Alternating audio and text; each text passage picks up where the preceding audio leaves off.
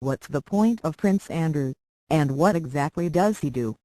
He Duke of York has said his piece and he made his position clear. In a much-trailed speech in Davos at a reception at the World Economic Forum, the resilient royal reiterated and reaffirmed the categorical denials made by Buckingham Palace issued on his behalf over accusations that he was repeatedly intimate with an alleged underage sex slave. Andrew, still fifth in line to the British throne and Queen Elizabeth II's second son, carefully and wisely avoided mentioning the name Virginia Roberts Jane Doe III in filed U.S. court papers, the woman at the center of the sordid claims. He also did not repeat the specific allegations made against him.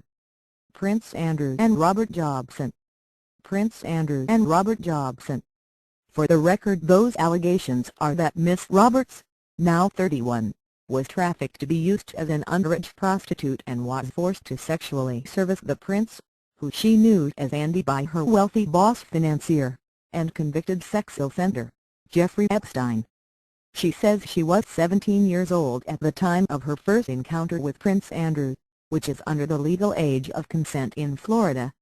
She claims in court papers that Andrew's Scotland Yard protection officers left her alone with him the first time he had sex with her, and that she was later involved in an orgy with the prince and approximately 8 other girls.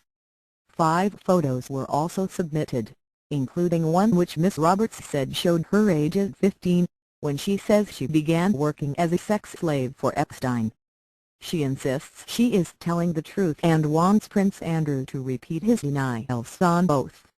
In his for the record speech, Prince Andrew stressed, "My focus is on my work." Buckingham Palace fights back against sex ring claims to 19-play video. It has prompted some to ask, what exactly is it that the Duke of York does and what is the point of him? Since his association with convicted sex offender financier Epstein forced the Duke to accept a downgrading of his role as a UK trade envoy in 2011, he has been busy trying to carve out a new role for himself.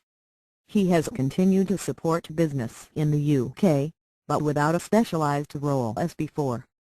In recent months, many high-ranking figures at Buckingham Palace believe was on the right track and making progress in achieving that new role.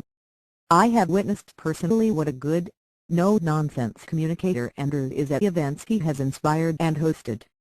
He is particularly passionate when dealing with young startup entrepreneurs and bringing them together with successful businesses at networking and showcasing events.